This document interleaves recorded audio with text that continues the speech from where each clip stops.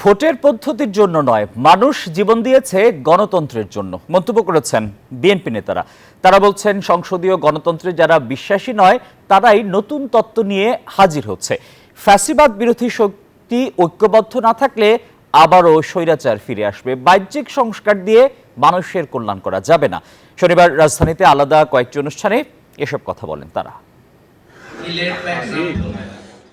বিএনপির প্রয়াত vice chairman ও সাবেক সংসদ সদস্য আব্দুল মান্নানের পঞ্চম মৃত্যুবার্ষিকী ঘিরে রাজধানীর নীলক্ষেতে আয়োজন করা হয় এই স্মরণসভা ও দোয়া মাহফিলের। যোগ দেন বিএনপি নেতা আমির খসরু মাহমুদ চৌধুরী। অভিযোগ করে বলেন, সংসদীয় প্রক্রিয়ার বাইরে গিয়ে যারা দেশের পরিবর্তন চায় তারা নির্বাচন বাধাগ্রস্ত করছে।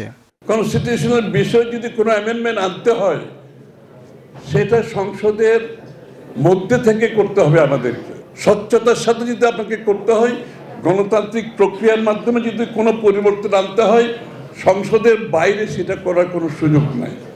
যারা এই কথাগুলো বলে আজকে বাংলাদেশের আগামী দিনের গণতান্ত্রিক প্রক্রিয়াকে বাধাগ্রস্ত করতে চাচ্ছে, নির্বাচনকে বাধাগ্রস্ত করতে চাচ্ছে। এদিকে ইঞ্জিনিয়ার্স ইনস্টিটিউটে এক অনুষ্ঠানে বিএনপি নেতারা অভিযোগ করেন, ক্ষমতার মজা পেয়ে অনির্বাচিতরা এখন সংবিধান পরিবর্তন করতে চায়। কোন অবস্থাতেই বিশৃঙ্খলা দিয়ে আগামী জাতি বান্ডেল থাকলে প্রতি সেনমানিতে টাকা বাঁচবে। বিকাশ সেনমানি বান্ডেল কিনে জিতুন প্রতি লেনদেনে। নির্বাচনকে পিছিয়ে দেওয়ার ষড়যন্ত্র যারা করছেন তারা কামিয়াবি হবেন না। কামিয়াবি হবে আপনারা, অর্থাৎ এই দেশের মানুষ যারা গণতন্ত্রের জন্য উন্মুখ হয়ে আছে। জুলাই আগস্টের সংগ্রাম, এটা কি পিআরএ ভোট হবে না সংখ্যানুপাতে হবে না আসন অনুপাতে হবে? এগুলোর জন্য তো কেউ জীবন দেয়নি। তারা চেয়েছে গণতন্ত্র প্রতিষ্ঠা।